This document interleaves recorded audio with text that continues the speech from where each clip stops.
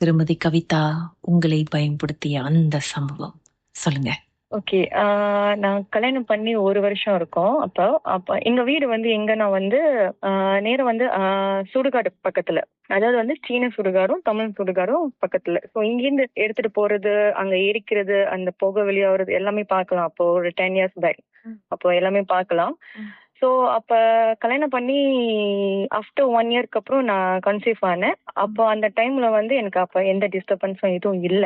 நான் அங்க இருந்த வரைக்கும் எந்த டிஸ்டர்பன்ஸும் எதுவும் இல்ல. எனக்கு வளகாப்பு முடிஞ்சு மறுவாரம் ஒரு 1 வீக் என் பேரன் வீட்டுல இருந்துட்டு அதுக்கப்புறம் வந்து நான் என் வீட்டுக்கு திரும்பி வந்ததுக்கு அப்புறம் வந்து எனக்கு டிஸ்டர்ப் வர ஆரம்பிச்சிச்சு. எப்படி டிஸ்டர்ப் வர ஆரம்பிச்சிச்சுன்னா வந்து ஒரு நாள் மத்தியானம் சாப்பிட்டுட்டு லைட்டா படுத்தேன், கொஞ்ச நேரம் படுத்தேன். ஸோ என்னோட கைய வந்து ஏதோ ஒண்ணு வந்து அப்படி ப்ரெஸ் பண்ண மாதிரி, அதுவும் அழுத்தி பிடிச்ச மாதிரி ஒரு வலி எனக்கு வலிச்சிச்சு எனக்கு.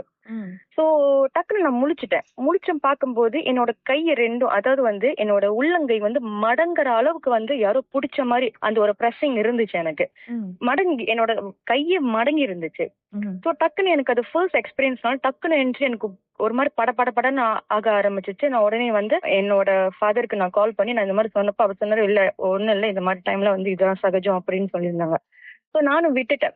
என் ஹஸ்பண்ட் வந்து எப்படின்னா வந்து அவருக்கு வந்து 24 hours வேலை. ஒரு நாள் வேலை, ஒரு நாள் லீவு, ஒரு நாள் வேலை, ஒரு நாள் லீவு, அந்த மாதிரி வரும் அவருக்கு. ஸோ அவர் இருக்கும்போது எனக்கு எந்த டிஸ்டர்பன்ஸும் இருக்காது. அவர் இல்லாம இருக்கும்போது, நான் வீட்டுல தனியா இருக்கும்போது, நைட் ஃபுல்லா தனியா இருக்கும்போது அப்போ என்ன நடக்கும்னா வந்து நான் மின்னுக்கு ஹால்ல மெத்த போட்டு படுத்திருப்பேன். ஸோ நான் படுத்திருப்பேன், என் பக்கத்துல வந்து உட்காரும். அது எப்படி இருக்கும்னா வந்து எனக்கு இன்னும் ஸ்டில் வந்து அந்த முகம் நல்லா ஞாபகம் இருக்கு. Actually it's girl. ஆனா பாய் கட் இருக்கும். ஆனா ஷர்ட் எதுவும் போட்டிருக்காது, வெறும் பேண்ட் மட்டும் தான் போட்டிருக்கும். முகம் வெள்ளையா இருக்கும். லைக் வந்து அந்த ஃபுல் பாடியே வந்து பவுடர் அடிச்சு விட்டா இப்படி இருக்கும், அந்த மாதிரி இருக்கும் அந்த ஃபுல் பாடியே. ஒரு ஏறக்குறைய ஒரு 12, 13 அந்த மாதிரியான வயசு. சின்ன வயசு தான், அந்த மாதிரி வயசு. ஆனா வந்து ட்ரெஸ் எதுவும் போட்டிருக்காது, வெறும் பேண்ட்ஸ் மட்டும் தான் போட்டிருக்கும், பாய் கட் இருக்கும். நல்ல முகம் எனக்கு நல்ல ஞாபகம் இருக்கும். வந்து கைய வந்து அதோட லேப்ல வச்சு பக்கத்துல உட்கார்ந்துருக்கோம். அப்படியே அமைதியா தான் உட்கார்ந்துருக்கோம். என்னால அதை பார்க்க முடியும், ஆனா என்னால பேச முடியாது. அந்த நான் படுத்திருக்க மெத்தைக்கு அப்படியே சுத்துவேன். நான் அப்படியே சுத்தி வருவேன். எனக்கு ஃபீல் பண்ணோம், அது பக்கத்துல இருக்கும். என்ன பிடிக்கும். நான் பயப்பட மாட்டேன். யூஸ்வலா நான் பயப்பட மாட்டேன். எனக்கு ஏன் தெரியல, எனக்கு பயம் வரல அந்த டைம்ல. ஆனா வந்து மனசுக்குள்ள வந்து ஏன் இந்த மாதிரி நடக்குது, இப்படிலாம் நடக்குது சொல்லிட்டு ஒரு ஒரு ஒரு அச்சம் இருந்துகிட்டதான் இருந்துச்சு எனக்கு. ஆனா வந்து அது வந்து என்ன வந்து டிஸ்டர்ப் பண்ணும்போது என்ன வந்து தோடும், என்ன பிடிக்கும், என்ன பயமுறுத்துறதுக்கு ட்ரை பண்ணோம். ஆனா நான் பயப்பட மாட்டேன். நான் ஃபைட் பண்ணிக்கிட்டு தான் இருப்பேன். எனக்கு தைரியத்தை நான் இது பண்ணிக்கிட்டு தான் இருப்பேன். ஆனா நான் இந்த தமிழ் பொண்ணு மாதிரி இருந்துச்சா இல்ல வேற என்னத்து பொண்ணு மாதிரி இருந்துச்சு? தமிழ் பொண்ணு மாதிரிதான். இது வந்து பல நாட்களாக ஓடிக்கிட்டு இருந்திருக்கு. என்ன வந்து டிஸ்டர்ப் பண்ணிக்கிட்டே இருக்கும். ஆனா என் ஹஸ்பண்ட் வீட்டுல இருந்து என் பக்கத்துல வந்து நான் அந்த கதையில வந்து என் ஹஸ்பண்ட் சொல்லுவேன். ஆனா ஒரு நாள் கூட நான் அவரை வந்து ஃபோர்ஸ் பண்ணது கிடையாது. நீங்க நைட் ஸ்டே பண்ணுங்க, போகாதீங்க, நான் ஃபோர்ஸ் பண்ணது கிடையாது. அதே மாதிரி என் மாமியார்ட்டையும் சொல்லுவேன். மாமியார் தனியா இருந்தாங்க, அவங்கள்ட்டையும் சொல்லுவேன். அவங்க வந்து என்ன பண்ணாங்க, ஸோ என் கூட வந்து படுத்துக்குவாங்க. அவர் எல்லா டைம்ல வந்து என் கூட படுத்துக்குவாங்க. அவங்க படுத்திருக்க டைம்ல வந்து டிஸ்டர்ப் பண்ணாது என்ன. ஸோ இப்படியேதான் போய்கிட்டு இருந்துச்சு எனக்கு. ஸோ ஆஃப்டர் டெலிவரிக்கு அப்புறம் வந்து என்ன பண்ணுச்சுன்னா வந்து கொஞ்ச நாள் இல்லாம இருந்துச்சு. அதுக்கப்புறம் ஸ்டார்ட் டிஸ்டர்ப் பண்ண ஆரம்பிச்சிச்சு. எப்படின்னா வந்து என்னோட பிள்ளைங்களோட ஜாமான்லாம் வந்து நான் வந்து நடு ஹால்ல அவங்க விளாண்டுகிட்டு இருப்பாங்க, அப்படியே போட்டுட்டு அப்படியே படுக்க போயிருவேன். ஸோ அந்த ட்ரெயின் ஓடுற சத்தம், அப்புறம் வந்து அந்த ஜாமா உருட்டுற சத்தம், அப்புறம் நான் கிச்சன்ல நின்னுகிட்டு இருந்தேன்னா வந்து பின்னாடி அப்படியே புகை மாதிரி போற மாதிரி அந்த மாதிரி டிஸ்டர்பன்ஸ் எல்லாம் எனக்கு இருந்துகிட்டு இருந்துச்சு அப்போ. So after my elder son deliver ஆனதுக்கு அப்புறம் immediately I'm conceive my second பேபிக்கு ஒரு 5 to 6 months அப்புறம் நான் கன்சீவ் ஆக ஆரம்பிச்சேன். திருப்பியும் அந்த டிஸ்டர்பன்ஸ் வந்து திருப்பி இன்னும் ரொம்ப அதிகமா வர ஆரம்பிச்சிச்சு. எப்படின்னா வந்து முடி பிடிச்சி இழுக்கிறது, காலை பிடிச்சி தூங்கிட்டு இருக்கும் போது காலை பிடிச்சி கொட்டவரில காலை பிடிச்சி இழுக்கிற மாதிரி, நான் டக்குன்னு என்னோட பொசிஷன்ல கீழே கொஞ்சம் இறங்கிடுவேன். அந்த மாதிரி டிஸ்டர்பன்ஸ் எல்லாம் வர ஆரம்பிச்சிச்சு.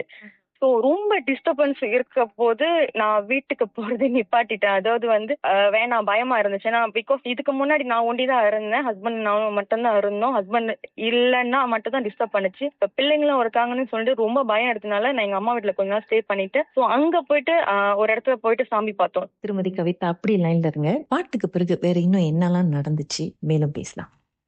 மர்மமான சம்பவத்தை நீங்களும் எங்களோடு பகிர்ந்துக்கணும்னு நினைச்சீங்கன்னா வாட்ஸ்அப் பண்ணுங்க 036-493-3333. உங்க பெயர் அதுக்கப்புறம் #MD அப்படின்னு டைப் பண்ண மறந்துடாதீங்க. மர்ம தேசத்தில் இடம்பெற்ற கதைகளை மீண்டும் கேட்கணும் அப்படின்னு நினைச்சீங்கன்னா ஷாக் என்ற ஆப்லயும் இருக்குங்க. SYOK லாங்குவேஜ் செட்டிங் தமிழ்னு செட் பண்ணுங்க. சர்ச் பட்டன்ல மர்ம தேசம்னு டைப் பண்ணுங்க. ஷாக் காஸ்ட் பக்கத்தில் மர்ம தேசத்தில் இடம்பெற்ற எல்லா கதையும் நீங்கள் கேட்கலாம்.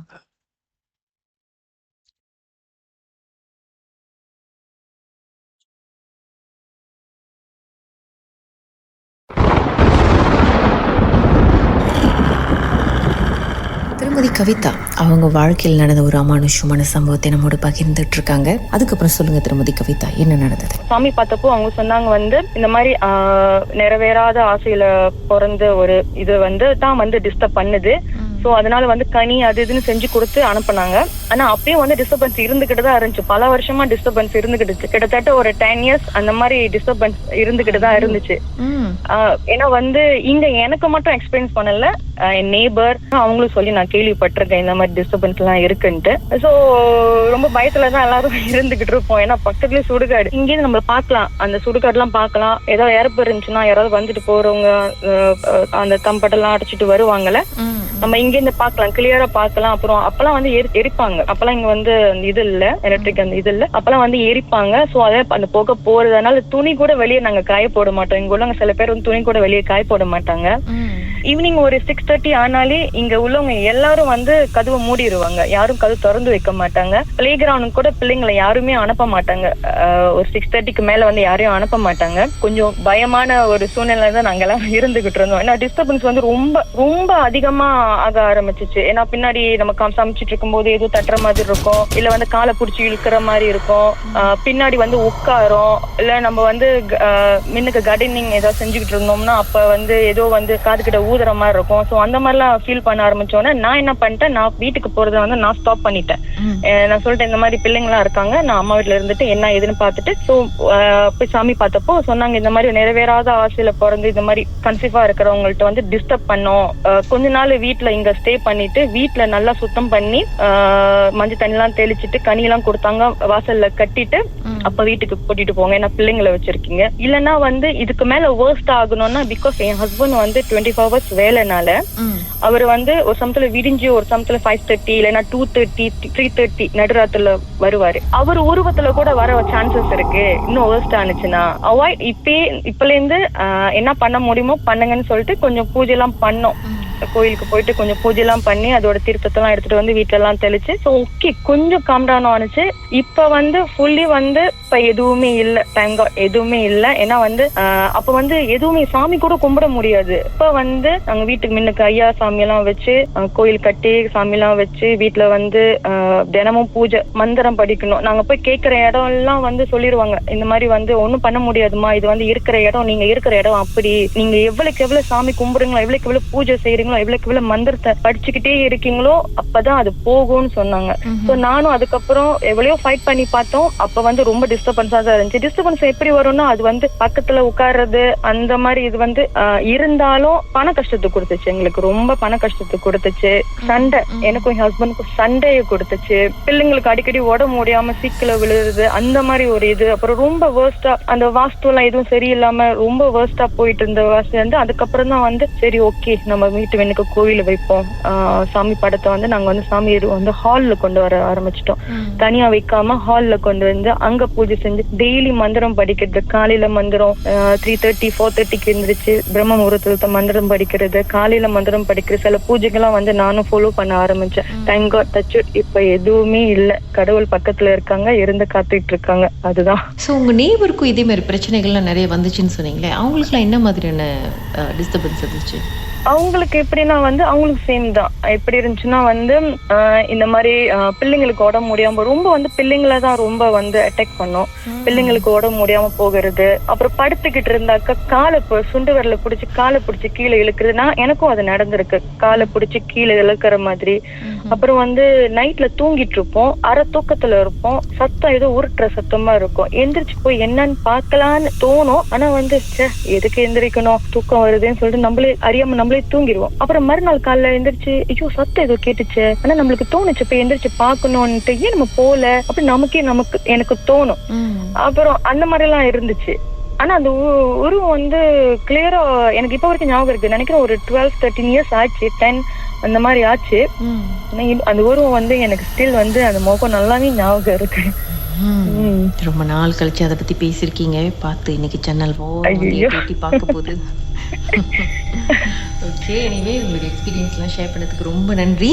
நல்ல வேலை, இப்போ எல்லாம் கிளியர் ஆகி இதுக்கப்புறம் உங்களுக்கு எல்லாமே நிம்மதியான வாழ்க்கையா இருக்கட்டும். ஏன்னா வந்து நாங்க இப்ப உள்ளவங்க எல்லாம் வந்து இந்த இடத்த விட்டு எல்லாம் கிளம்புற ஒரு சூழ்நிலையில இருக்கிறாங்க. யாருமே இந்த இடம் வேணான்ட்டு நாங்களும் ஒரு பிளானிங்ல இருக்கோம், வீடு மாதிரி வேற வீடு வாங்கிட்டு போலான்ட்டு.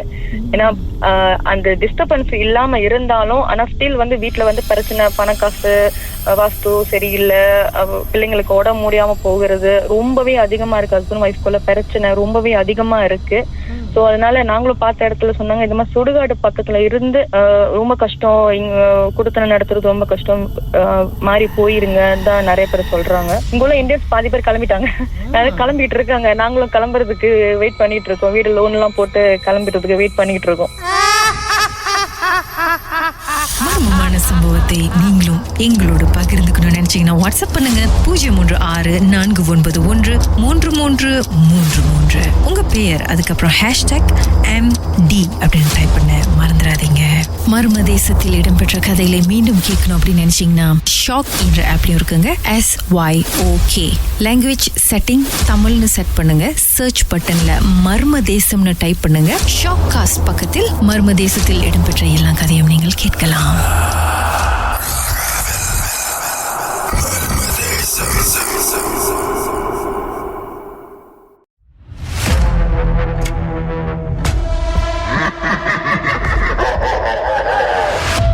மிஸ்டர் ஷர்மின்ரா, என்னதான் நடந்துச்சு சார்?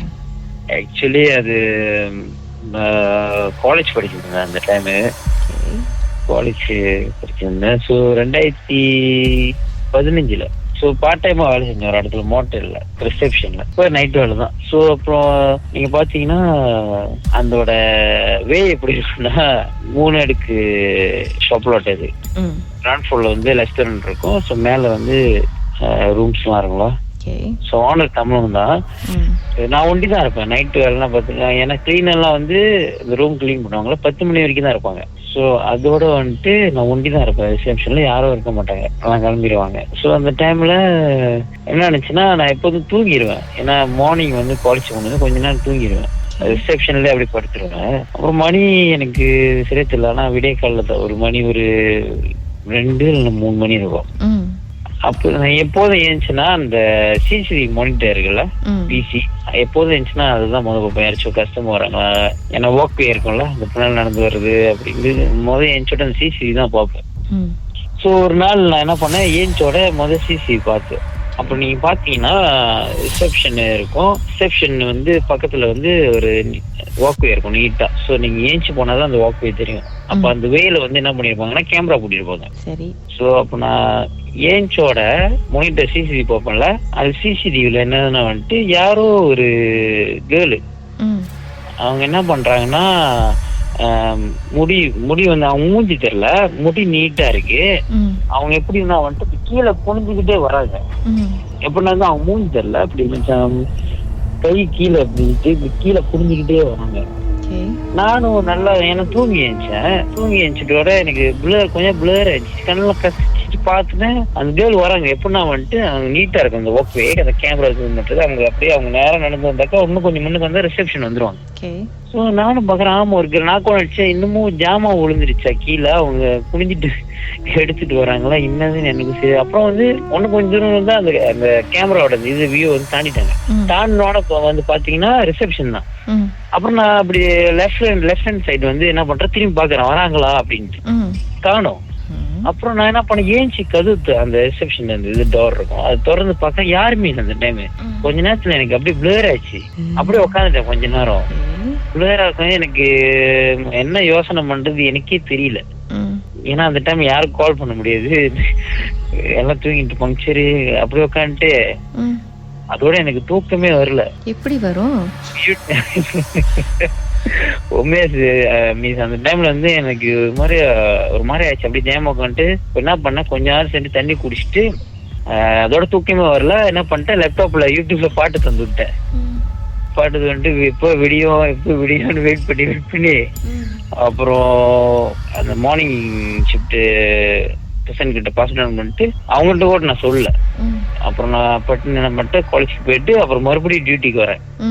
வந்துட்டு அந்த நான் சொன்னேன் அந்த மானிட்டர்ல பார்த்தேன் அந்த ஒர்க் அந்த கேமரா இருக்குல்ல, ஸோ அந்த கேமரா மட்டும் சோப்பு கலரா மாறிடுச்சு அந்த பிசில.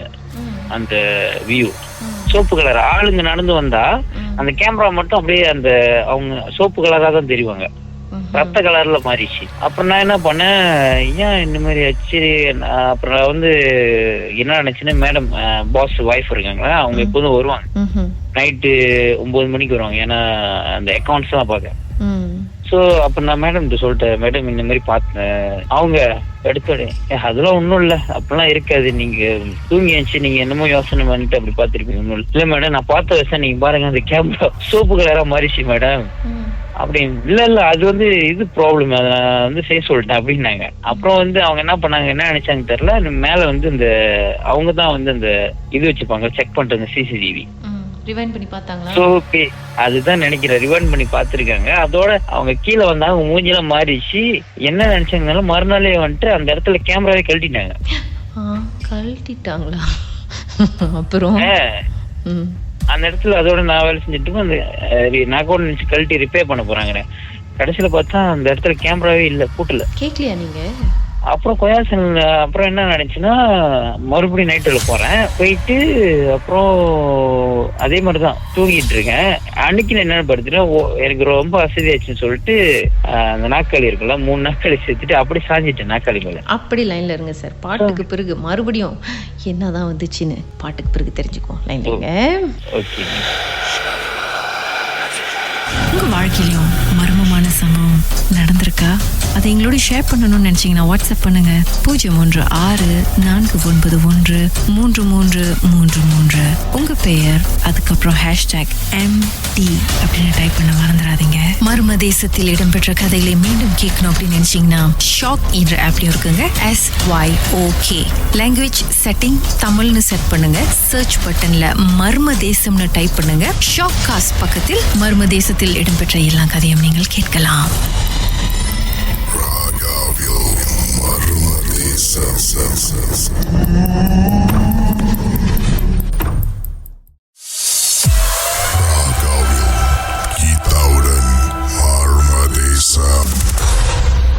திரு ஷர்மின்ரா 2015 அவருக்கு நடந்த ஒரு சம்பவத்தை நம்மோடு பகிர்ந்துக்கிட்டு இருக்கிறாரு. இவர் வந்து பார்ட் டைமாக வந்து ஒரு இடத்துல வேலை செஞ்சுக்கிட்டு இருந்திருக்கிறாரு. ஃபர்ஸ்ட் வந்து இவர் என்ன பண்ணார், ஒரு விடிக்காலையில் ஒரு 2 o'clock போல் சிசிடிவியில் தூங்கி எந்திரிச்சு திடீர்னு சிசிடிவியை பார்க்கும் பொழுது ஒரு பெண் நடந்து வர்றதை இவர் பார்த்துருக்குறாரு. முகம் தெரியல, நீட்டான முடி. அந்த பெண் வந்து கீழேயே குனிஞ்சிக்கிட்டு நடந்து வந்திருக்காங்க. அடுத்து அவங்க நடந்து வந்து இவருடைய ரிசப்ஷன் கிட்ட தான் வரணும். சிசிடிவியில் பார்த்துட்டு இந்தாண்டி இவர் பார்க்குறாரு, அந்த பொண்ணை காணோம். ஆனால் சிசிடிவியில் தெரிஞ்ச பொண்ணு நேரில் காணோம். என்ன நடந்துச்சுன்னு யாருக்கும் புரியல. அதுக்கப்புறம் அந்த கேமரா மட்டும் ரெட் கலராக மாறிடுச்சு சிசிடிவியில் பார்க்கும்பொழுது. அதோட ஃபியூ டேஸ் கழிச்சா சார் 3 நாள் சென்று 3 நாள் சென்று என்ன நடந்துச்சு? அப்புறம் 3 நாள் சென்று நான் என்ன பண்ணேன், சேர்லாம் அப்படி 3 சேரை போட்டு அப்படி படுத்துட்டேன். ஸோ அதை படுத்துட்டோட அதே மாதிரிதான் திடீர்னு தான் ஏஞ்சேன். நான் எப்போதும் ஏஞ்சேன், ஏன்னா சிசிடிவி தான் பார்ப்பேன். ஸோ நான் ஏஞ்சோட, ஏன்னா ரிசப்ஷன்ல ஒரு சிசிடிவி ஜூம் பண்ணும், என்னை ஜூம் பண்ணலாம், அந்த வியூ பண்ணும். ஸோ ஏஞ்சோட என் பக்கத்துல இருந்து அந்த அதே கேர்ள் தான் எனக்கு நல்லா ஞாபகம் இருக்கு. என் பக்கத்துல நின்று கொஞ்ச நேரம் அப்படி காத்தோட அப்படி போன மாதிரி இருந்துச்சு. பக்கத்துல நின்று இருந்தாங்க. நான் ஏஞ்சோட அவங்க பக்கத்துல நின்று இருந்தாங்க. ஏஞ்சோட அந்த அந்த வேகம், அந்த போன வேகம் அப்படின்ட்டு. அப்புறம் ஸோ அந்த டைம் வந்து எனக்கு கையெல்லாம் ஆட ஆரம்பிச்சிச்சு. எனக்கு என்ன பண்றேன்னு தெரியல. அப்ப நான் என்ன பண்ணேன், ஒரு நேரத்துல சொன்ன பேச ஆரம்பிச்சிட்டேன். என்ன சொன்னேன்னா, நான் உங்களை கச்சேரி பண்ணல, என்னை தயவு செஞ்சு கச்சேரி பண்ணாதீங்க, நான் பாட்டுக்கு நான் வேலைக்கு வந்துட்டு காலையில குழைச்சு போயிட்டு பாட்டுக்கு நான் யாரையும் நோண்ட கிடையாது பேச ஆரம்பிச்சிட்டு சொந்தமா. அப்புறம் ஏன்னா அப்ப பேச ஆரம்பிச்சு எனக்கு என்ன பண்றது தெரியல. அப்படின்னா அந்த ஃபர்ஸ்ட் இன்சிடென்ட் நினைச்சு அதே மாதிரிதான் என்ன ஒண்ணு இதுல பேசிட்டேன், அவங்ககிட்ட பேசிட்டேன். அதாவது அவங்க பாக்கல, பேசிட்டேன், எனக்கு கச்சேரி பண்ணாதீங்க, நான் உங்களுக்கு கச்சேரி பண்ணல, நான் வேலைக்கு தான் வரேன். ஆனா ஏற்கனவே அவங்கள பாக்கும்போது என்ன வயசு இருக்கும்? ஐயோ வயசுலாம் இல்ல, அவங்க மூஞ்சி தெரியல, முட்டி நீட்டு, ஆனா வெள்ளை வெள்ளை வெள்ளை இது போட்டிருக்காங்க, அது மட்டும் தான் தெரிஞ்சிச்சு.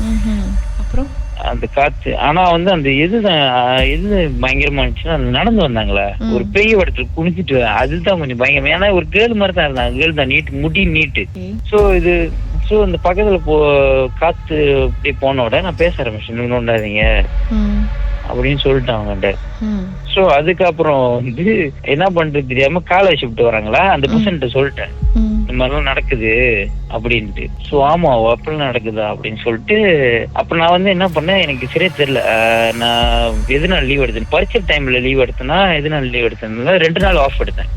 ஏன்னா நான் படிக்கணும்னு சொல்லிட்டு 2 நாள் ஆஃப் எடுத்தேன். அப்புறம் வந்து ரிப்ளேஸ்மெண்ட் தெரியணும்ல, அப்ப அவங்க ரொட்டேட் பண்ணிக்கிட்டாங்க, மார்னிங் ஷிஃப்ட் வேலை செய்யறீங்களோ மத்தியானம் ஷிஃப்ட் வேலை செய்யறீங்களோ. ஸோ அந்த 2 நாளைக்குலாம் அப்போ ஒரு நாள் வந்து அந்த பையன் நான் சொன்ன மார்னிங் ஷிஃப்ட் பாசிபிள் ஒன் பண்ணேன், இந்த மாதிரி நடந்துச்சுன்னு. அந்த பையன் ஒரு நாள் நைட் வேலைக்கு வந்தாரு எனக்கு கெந்தி. ஸோ அந்த டைம் நல்ல, அப்புறம் அவருக்கு மணியா அவருக்கு பயம் எடுத்துக்கிச்சு, அவரால் இருக்க முடியல. அப்புறம் ஒரு இதே பண்ணிட்டாரு, பாஸ்க்கு போன் அடிச்சுட்டு இந்த மாதிரி எனக்கு உடம்பு முடியல, என்னால வேலை செய்ய முடியாது அப்படி, ஏன்னா அவருக்கு பயம் வந்துருச்சு. ஆனா அவர் எதுவும் பாக்கல, 10 மணிக்கு எதுவும் பாக்கல அவங்க. அப்ப கடைசியில வந்துட்டு அவங்க பேரண்ட்ஸ் வந்து உட்காந்துருந்தாங்க விடிய. சோ அப்புறம் முன்னொன்னு மறாநாள் இன்னொன்னு கூட்டலி, அவருக்கு தான் இன்சிடென்ட் நடந்துச்சு. என்ன நடந்துச்சு அவருக்கு? என்ன கதைன்னா, அவரு இதே டைம் தான், விடிய காலில தான். அவரும் வந்து என்ன பண்ணிட்டாருன்னா, ரிசப்ஷன்ல சும்மா அப்படியே மேலோட்டமா தூங்கிட்டு இருந்திருக்காரு. அந்த தூங்கிட்டு இருக்கிற டைம்ல வந்து நாங்க நார்மலா வந்து அவருக்கு முழு பேர் செபாஸ்டியன், அவர் பேர் சுருக்கமா வந்து சபான்னு தான் கூப்பிடுவோம் நாங்க. சோ அப்புறம் அங்க வேலைக்கு வந்தாலும் நாங்க வந்து சுருக்கமா அந்த பேர் வச்சு தான் கூப்பிடுவோம். சோ அவர் தூங்கிட்டு இருக்கிறப்ப அவர் காது கிட்ட வந்து அவர் அந்த பேர் சொன்ன அந்த சபான்ட்டு, அந்த காத்தோட எப்படி சபா, அவன் அந்த காத்து சவுண்டு அந்த மாதிரி பேரு கூப்பிட்டோட பயந்துட்டு இருந்திருக்காரு. அப்படியா? அந்த சவுண்டு தான். அவர் திடீர்னு ஏஞ்சி யார் அது அப்படின்னு சொல்லிட்டு, ஏன்னா நார்மலா அந்த பேர் நாங்க தானே கூப்பிடுவோம், நாங்க தான் விளையாடுறோம், கூட்டாளி யாரும் வந்து விளையாடுறாங்க சொல்லிட்டு ரிசப்ஷன் கதுரம் முன்னுக்கெல்லாம் போய் பார்த்துட்டு யாருமே இல்ல. அவரும் ஹேங் ஆயிட்டாரு. அப்புறம்தான் வந்து மறுநாள் நான் மறுபடியும் வேலைக்கு வரேன் 2 நாள் செஞ்சு. அப்புறம் தான் 2 பேரும் ஒரு கதையை சொல்றாங்க என்கிட்ட, நான் வந்து முடியல ப்ரோ, நைட்டு என்னால செய்ய முடியல, என் ஃபேமிலி கூப்பிட்டு வந்து உட்காரிச்சு. அப்ப அவர் சொன்னாரு, என் காது கிட்ட இப்படின்னு சொன்னிச்சு என் பேரு சொல்லி அப்படின்ட்டு. சோ ஆமா இதெல்லாம் இருக்கு, அப்புறம்தான் எக்ஸ்பிளைன் பண்ணணும்னா இருக்கு, பயப்படாதீங்க.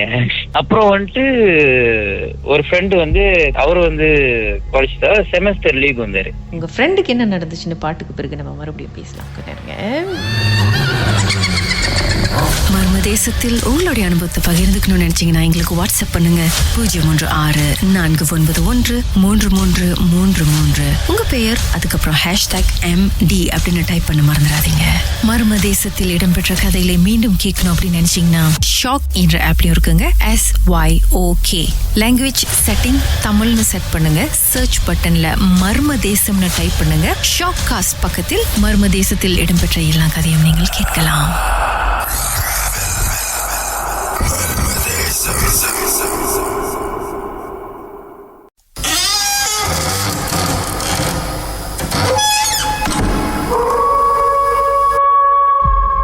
திரு ஷர்மின்ரா அவருடைய 2015 நடந்த ஒரு அனுபவத்தை நம்மோடு பகிர்ந்துகிட்டு இருக்கிறாரு. மொட்டலில் இவர் பார்ட் டைமாக ரிசப்ஷனில் வேலை செஞ்சிட்றப்போ நடந்த சம்பவம் ஒன்று. இவர் சிசிடிவியில் ஒரு பெண்ணுடைய உருவத்தை பார்த்துருக்கிறாரு. அதுக்கப்புறம் நேரில் அந்த இடத்துல போய் பார்த்தா அந்த பெண் அங்கே கிடையாது. அதுக்கப்புறம் ஒருத்தர் நைட் ஷிஃப்ட் பண்ணும் பொழுது அவர் காதுகிட்ட ஷபா அப்படின்னு சொல்லியிருக்கு, அவரோட பேரு கூப்பிட்டு. அது மட்டும் இல்லாமல் திரு ஷர்மின்ரா இன்னொரு நாள் தூங்கிட்டு இருந்தப்போ அதே பெண்ணை பார்த்துருக்குறாரு. தூங்கி எந்திரிச்சதும் அந்த பெண்ணை பார்த்ததுமே அந்த பெண்ணு டபார்னு அப்படியே காற்றுல காணாமல் போயிட்டாங்க. ஸோ இதெல்லாம் நடந்து இன்னொரு எபிசோட் நடக்குது அதே மோட்டலில். சொல்லுங்கள் சார், என்ன நடந்துச்சு? அப்புறம் என்னோட ஃப்ரெண்டு வேலை முடிஞ்சு வர்றாரு 1 மணிக்கு விடிகாலில். ஸோ என் ரிசப்ஷன் பேசிட்டு அன்னைக்கு நான் அவர் என்ன சொல்றாருன்னா, எனக்கு ரொம்ப வசதியா இருக்கு, நான் இங்கேயே கொஞ்ச நாள் படுத்துட்டேன். ஏன்னா ரிசப்ஷன் முன்னுக்கு ஒரு மாதிரி இடம் இருக்கும், சோஃபாலாம் போட்டு கெஸ்ட்டுங்க கஸ்டமர் உட்காந்து பேசுவோம் அந்த இடத்துல. ஸோ அந்த இடம் எப்படி இருக்குன்னா ஃபுல் மிரர் இருக்கும், கண்ணாடி. ஸோ அப்போ நான் என்ன பண்ணேன், அந்த இடத்துல அக்கௌண்ட் எடுத்து குரல் இங்கே கொஞ்சம் படுத்துக்கோ பிரச்சனை இல்லை அப்படின்னு சொல்லிட்டு கூட்டாட்டு சொன்னேன். ஸோ அவரும் அங்கே படுத்துட்டு இருக்கப்ப அப்புறம் இந்த நம்ம நார்மலா தூங்கினா மேலோட்டு தூங்கினா அப்போ ஆளுங்க நடந்தா அதோட பயம் ஷேடோ வருமே, கண்ணு முன்ன அப்படி திரும்பி யாரும் நடந்து போறாங்க அப்படின்ட்டு. ஸோ அதே மாதிரி அவருக்கு ஃபீல் ஆயிருக்கு. அவர் என்ன பண்ணிருக்காரு, மெதுவா கண்ணை திறந்திருக்காரு. பொதுவா கண்ணை திறக்கிறப்ப மிரர்ல இருந்து பாக்குறாரு ஒரு புகை, ஒரு மாதிரி வெள்ளையா ஒரு புகை அப்படியே காத்தோட அந்த ரூம் உள்ள பூருது, அப்படியே பூந்துருச்சு உள்ளுக்கு. பூந்தோட அதோட அவர் பார்த்து தெரிச்சுட்டு ஓடியாரு. நான் கவுண்டர்ல உட்காந்துருக்கேன் ரிசப்ஷன்ல, தெரிச்சுட்டு ஓடியாரு. மூச்சு வாங்குது அவருக்கு. ஏன் பொறுமை இல்ல, நான் படுத்திருந்தேன், இந்த மாதிரி வெள்ளையா ஒரு உருவம் அப்படியே புகையா அப்படியே ரூமுக்குள்ள போடுது அப்படின்ட்டு. அப்புறம்தான் அவர்கிட்ட சொன்னேன், இங்க நிறைய கதை நடந்திருக்கு. அப்புறம்தான் ஒரு கதை இந்த கதைலாம் சொன்னேன். சொல்லிட்டு என்கிட்ட ஏச ஆரம்பிச்சது, ஏன் நீ வெள்ளை சொல்லல இந்த கதை, நான் வெள்ளை வீட்டுக்கு போயிருப்பேன்ல வீட்டுக்கு போயிருப்பல, என்ன பண்றது, நீ இங்கே தங்குறேன்டா எனக்கு ஒரு சந்தோஷமாச்சு, ஒரு ஆள் இருக்காங்க நம்மளுக்கு அப்படின்னு சொல்லிட்டு தைரியப்படுத்திட்டு நான் உனக்கு தங்க வச்சுட்டேங்க அப்படின்னு. அதோட அவர் அந்த சைட்டை போல கவுண்டர் பக்கத்துலயே தான் உட்காந்துருந்தாரு. வீட்டுக்கு போக மாட்டாரு, ஏன்னா ரொம்ப லேட் ஆச்சுல, ஒண்டி போனோமே வீட்டுக்கு. ஸோ பக்கத்துலயே உட்காந்துட்டு யூடியூப் பாட்டு கேட்டு இருந்தது. நான் படுத்துட்டேன். அப்புறம் விடிஞ்சுதான் போனாரு 7 மணிக்கிட்ட வீட்டுக்கு. கேப்ல அவரை யூஸ் பண்ணிக்கிட்டீங்க நீங்க. ஸோ அப்புறம் பாத்தீங்கன்னா அதோட தான் அந்த ஒரு வாரம் சென்று என்ன பண்றாங்கன்னா, என்னோட பாஸ் ஒய்ஃப் என்ன பண்றாங்கன்னா, அந்த பிரேஸ் நம்மளாம் பிரேஸ் பண்றாங்க இடத்துல. அவங்க சிசில பாத்துருக்காங்க, அது என்று சொல்லல. மேபி நான் வேலை செய்யறேன்ல எங்க, நான் இதெல்லாம் அவங்க சொன்னாங்கன்னா நான் பயந்துட்டு வேலை விட்டு நின்றுவேன் அந்த மாதிரி நினைச்சிருக்கலாம். பிரேயர்ஸ் எல்லாம் பண்ணிட்டு அந்த இதெல்லாம் போட்டாங்க. அதுக்கப்புறம் எந்த பிரச்சனைன்னு சொல்ல முடியாது. என்ன கதைன்னா கஸ்டமர் ரிசப்ஷன் முன்னுக்கே ஒரு ரூம் இருக்கும், தமிழகம் தான் அவங்க ஸ்டே பண்ணியிருந்தாங்க. ஸ்டே பண்றப்ப நான் நைட் வேலை தான், நான் தான் உங்களுக்கு செக்கிங் பண்ணேன், அது ரூம் கொடுத்தேன். ஏன்னா முன்னுக்கே கொடுத்துட்டேன். எனக்கு ஒரு கஸ்டமர் இருக்காங்க, முன்னுக்கு ஒரு ஆள் தங்கிட்டாங்கன்னு ஒரு யாரே நைட்டு தங்குறதுக்கு கிட்டே கொடுத்துருவேன், ரூம்லாம் மேலாம் கொடுக்க மாட்டேன், கொடுத்துருவேன் கஸ்டமருக்கு. அப்புறம் அவங்கள பார்த்தாலே தெரியுது ஒரு நல்ல சாமி அந்த ஆண்டியை பார்த்தாலே தெரியுது நல்லா சாமி கும்பிடுறோம் பிறகு. ஸோ அவங்க அந்த நைட்டு மணி எனக்கு தெரியல 2-3 மணி எனக்கு தெரியல, அவங்க தூங்கிட்டு இருந்தாங்க. அவங்களால தூங்க முடியல, ஏன்னா யாரோ ஒருத்தவங்க ரூம் முன்னுக்கு அப்படி ஓடிக்கிட்டே இருக்காங்களாம், அதாவது கொலுசு போட்டுக்கிட்டு ஓடிக்கிட்டே இருக்காங்களாம். அவங்க என்ன நினைச்சாங்கன்னா கவுத்து கேட்கலாம் நினைச்சாங்களாம். சரி அவங்க பிள்ளைங்களாம் தூங்குதுன்னு சொல்லிட்டு அவங்க வெளியாகல ரூம் விட்டு. அப்புறம் மறுநாள் நான் 7 மணிக்கெல்லாம் வெளியாயிருவேன். அப்போ ஒன்னு ஃப்ரெண்டு டேக் ஓவர் பண்ணுவாங்க. ஸோ அவங்க கிட்ட கேட்டிருக்காங்க, ஏன் நைட் யாராச்சும் கஸ்டமர் தங்கி இது கொலுசை போட்டு ஓடிக்கிட்டே இருக்காங்க, என்னால தூங்கவே முடியல. அப்புறம் என் ஃப்ரெண்டு தான் சொல்லியிருக்காரு, இல்ல மிஸ் நீங்க ஒண்டி தான், நீங்க ஒரே ஒரு கஸ்டமர் தான், வேற யாருமே இல்லைன்னு இருக்கு. அப்புறம் அந்த கஸ்டமர்கிட்ட சொல்லியிருக்காரு, எல்லா கதையும் சொல்லிவிட்டாரு அந்த கஸ்டமர்கிட்ட. நான் டேக் டவுன் பண்றப்ப சொல்றாரு, இந்த மாதிரி அவங்க கேட்டாங்களாம், அப்ப நீ என்ன சொன்னேன்னு கேட்டேன். எல்லாம் இதுதான் சொன்னேன், இந்த மாதிரிலாம் சொன்னா கஸ்டமர் வருவாங்களா? மர்மமான சம்பவத்தை நீங்களும் எங்களோடு பகிர்ந்துக்கணும்னு நினைச்சீங்கன்னா வாட்ஸ்அப் பண்ணுங்க 0364413333. உங்க பெயர் அதுக்கப்புறம் #MD அப்படின்னு டைப் பண்ண மறந்துடாதீங்க. மர்ம தேசத்தில் இடம்பெற்ற கதைகளை மீண்டும் கேட்கணும் அப்படின்னு நினைச்சீங்கன்னா ஷாக் என்ற ஆப்லயும் இருக்குங்க. SYOK லாங்குவேஜ் செட்டிங் தமிழ்னு செட் பண்ணுங்க. சர்ச் பட்டன்ல மர்ம தேசம்னு டைப் பண்ணுங்க. ஷாக் காஸ்ட் பக்கத்தில் மர்ம தேசத்தில் இடம்பெற்ற எல்லா கதையும் நீங்கள் கேட்கலாம்.